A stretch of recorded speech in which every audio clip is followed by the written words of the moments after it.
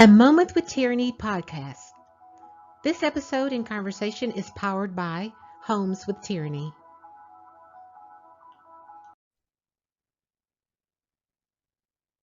Hello, hello, hello. Thank you for joining us for another episode with A Moment with Tyranny.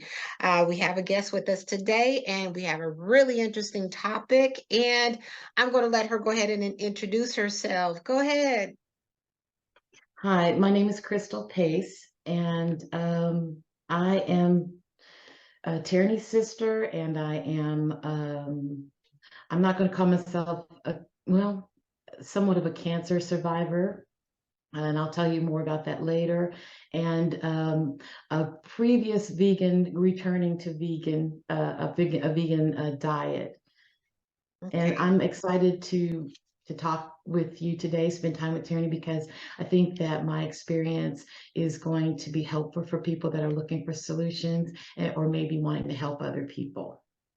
Awesome, awesome, awesome. I think that, bit with diets and everything, and with a lot of people now, a lot of even our younger people, we're having health issues and things. And I'm glad that you'd like to come in and join us and talk about, some of the things that you've been doing. And so our topic today is healthy eating, juicing, and beating cancer.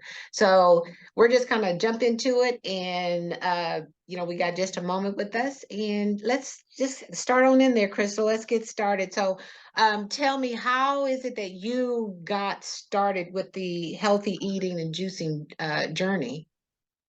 Well, I I have experienced for more than a decade issues with my hair thinning and gaining weight in my abdomen. And even though I was trying to eat right and exercise, I still couldn't get rid of um, the belly fat. And then suddenly I started to become concerned because my stomach continued to get larger and larger. And so that prompted me to see my doctor and ask for specific things to be ruled out. One of which it was cancer. I was concerned that my stomach growing so rapidly would be cancer, and I wanted to have it ruled out. So I had a very good doctor. I sought her out looking for five-star reviews at the hospital she worked at. I sought her out specifically to give me a personalized experience, because so many of us don't get that. And when I told her what I was ruling out, she immediately got busy and sent me to have a CT scan. And then she delivered some, gosh, earth-shattering news to me about my condition, and she was trying to deliver the news as gently as she could, trying to make sure that I was wasn't overreacting and being and panicking. But turns out, long story short, I had a 13-pound tumor Wow. um, that was coming from my right ovary. And so I suspect this has been happening over many, many years, and no one diagnosed it. But Because 13 pounds is a large tumor. so you can see why I was concerned, because I would see my body changing so rapidly, Yeah. and nobody was finding what was wrong with me, why my hair was falling out, and why I was so severely anemic.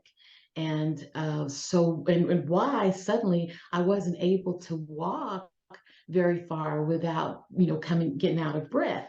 And I found out so many things about my condition. That tumor had tapped into a good blood supply, I guess. And Mm. so I became severely anemic, lost my hair, started wearing a wig, and again, my body was out of proportion. So um, it was, I won't go into all the details, but long story short, I had that tumor removed. Hmm. Successfully. It was encased, or fortunately, it was encased and had not spread to any, parts of my body. Thank God for my surgeon, who I also sought out actively. I didn't just go wherever someone, I was looking for referrals and good, recommendations when I found my doctors, being very proactive. And the tumor was removed successfully, as I said. And then came the question, what do I do now? Hmm. And I believe in God. I believe in spiritual healing, and I believe that we do have some effect on our health. And so I asked God, well, what do I do now? Is this it? Is this the end of the road for me? I had so many plans, Yeah. and so he immediately started pointing me toward the internet. I mean, we live in an amazing time these days where so much information is available to us. Yeah. And so I went to the internet, and suddenly everything started popping up about ways to take care of yourself post cancer diagnosis.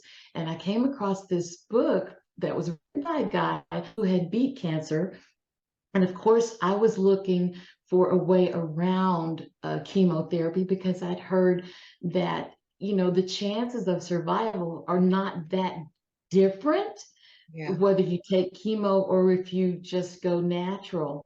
And so I wanted to go natural, but I hadn't discussed this with my doctor. Hmm. She did what every doctor should do, and she scheduled me for chemo. Hmm. And my conversations with God at 4 a.m. in the morning uh, somehow ended up, whoever didn't make that phone call or tried to, and I didn't answer, Yeah. it turned out that 3 months after my surgery, I went back and I had done everything that this author of this book that beat cancer had said. I had high dose vitamin C. I couldn't find anyone that did the intravenous vitamin C, but I Hmm. did chew as many vitamin C tablets as I possibly could every day. I went to a kale, I call it a greens and beans salad. I Hmm. went to kale salads every day, tried to have at least two big kale salads with whatever other fresh vegetables I could get on there. And I juiced.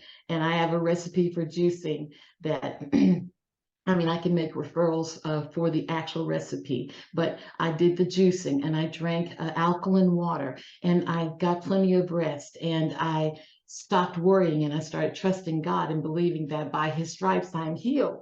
Yeah.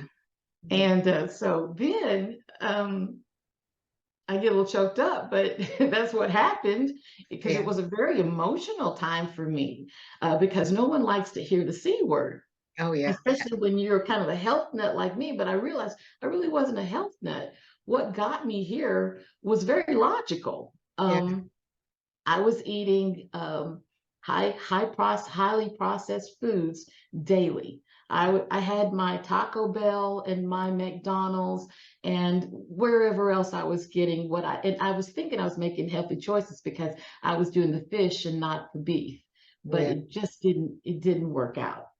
And so, Anything that ends up being fried in grease and all that stuff is not, we have to. And let me just say this right in front, disclaimer, we're not telling anybody we're doctors or anything like that. We're just talking about your experiences and what you did. We're not telling anybody to go do anything other than what their doctors, but we want to talk about there are options that you need to take. and I agree with that, because I would never want to be responsible for leading someone down a Yeah. path, that caused them any additional suffering, Yeah. And I'm sorry, I But just had to throw that out there. So no, and uh, that's important. I agree with you. That's important. But I do believe that the more research that I've done and the more I've listened to the different scientists that talk about longevity and a healthy gut and how that can extend your telomeres that are responsible for the length of life, and understanding how good nutrition plays its part in DNA repairing itself, I really do believe that this is a major part of anybody's recovery. But you have to work with your doctors. For me, I got my doctor was God, and that phone call didn't come through. So I did not make it to the chemo procedure. And I found in the book that I was reading that was a similar situation, except this person actually made a conscious decision not to take the chemo, not to show up. I wasn't planning to not show up, but I wasn't really planning to go either. Mhm. And I'm so grateful that God had other plans. And so 3 months later, I go back for a follow up. My doctor turns and she looks at me and she says, "So, how you feeling?" And I said, "Energetic." And she turned and looked at me, she kind of glared like, "Don't play, I'm busy." And I looked at her, I'm like, "Okay." She says, she swung around, looked at her computer. I guess she's looking at my records to see what happened. And she says, "So did you go to Dr. So and so?" And I said, "No, nobody called me." And then that look came again, like, "Please don't play with me, you know?" And so I said, "Nobody called me," like a little child, "No, really, I'm not guilty." And so she says, "Well, you were supposed to have the treatment within 2 weeks of surgery. So we'll just have to take it from here." And Mhm. I was just like, she's, "Oh, how are you feeling?" I'm like, "Energetic." She, did her routine, the check to follow up. And then they sent my blood work out. And I was just excited to tell her what I've been doing, because what I found is that pre-surgery, I had a CA 125, and that's just a cancer marker that from a range of 0 to 38 is the range of normal. Mhm. And pre-surgery, my CA 125 was 25. And post-surgery, at that 3 month follow-up, my CA number was less than zero point 0.2 or close to zero. Oh, that's amazing. And I'll tell you what I was doing was following the advice of the guy that wrote the book, that basically I was eating a vegan and a very clean diet, and getting rest. Now, I didn't really exercise that much because I was healing from my surgery, and my stomach muscles they'd been severed, so they had to, I guess, put themselves back together. So it wasn't a whole lot of exercise, but there was some praying, there was keeping negativity away, there was eating well, and just being grateful, grateful, grateful every day. Yeah. And so that's kind of my story. I know I can get a bit long-winded, but I share that because I really believe in the words that someone wrote that said, let thy food be thy medicine. I Yeah. do believe that it's designed perfectly for our very complex and magnificent bodies. Yeah. So that's my story. So, and that's an amazing story, and that's a testimony for everybody, because a lot of times we don't know what to do when we start getting nervous, and and you start praying and you don't know what direction, and we trust that and I'm not saying medical is not here for a purpose, because it does save lives and stuff, but sometimes holistically we want to take other steps and try things, and as long as we have that support from our medical doctors that's going to say, "Okay, I'm gonna help you, I'm gonna watch you, we can go get those lab work, but you stay within these zones, we're okay." That's a great thing. And so what I'm hearing from you, Crystal, is that you started eating healthy. You started eating a clean life, making sure you're getting your alkaline water. And I know that we've talked before, and you said that you also started a juicing regimen. Um, is that correct? You were doing juicing That and it. is correct. That was pretty much all I had: juice, the salads, and the water.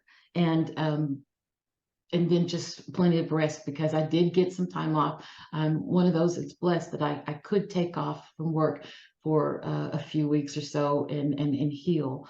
Actually, it was more than that, because it was right before the pandemic.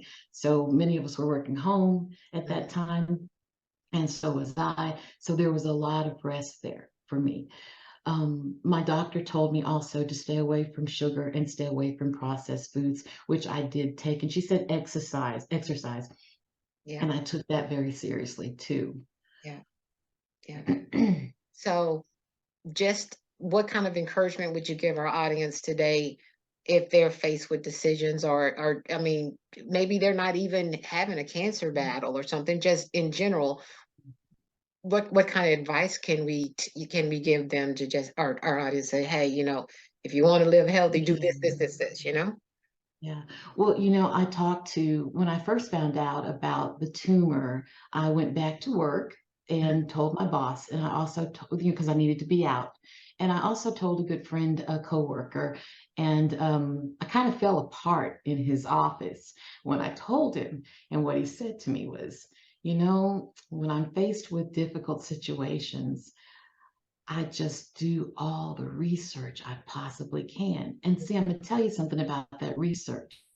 You can't unlearn anything. And the more you learn, the more powerful you feel Yes. over whatever situation you're in.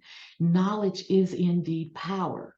Yeah. And so you go and you just become thirsty for information on that topic. You start to understand things better, and you do things, you correct things. Someone else said, knowing better is doing better, I believe.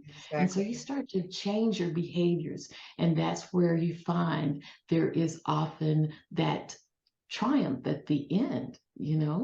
Exactly. Wow. You know what? That's a lot to take in. And Crystal, thank you so much for sharing your personal experience with us.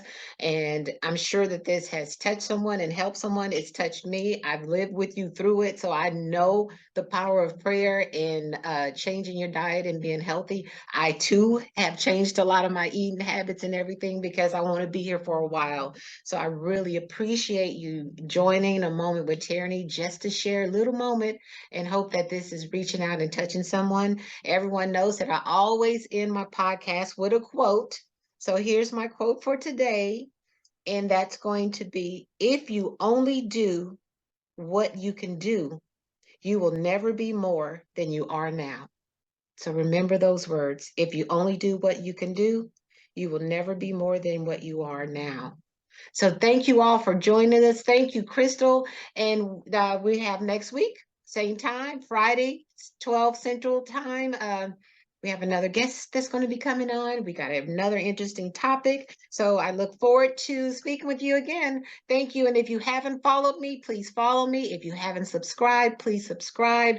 And thank you all for growing with me and my new podcast. I really appreciate you all. Thank you so much. Thank you, Crystal. Thank you.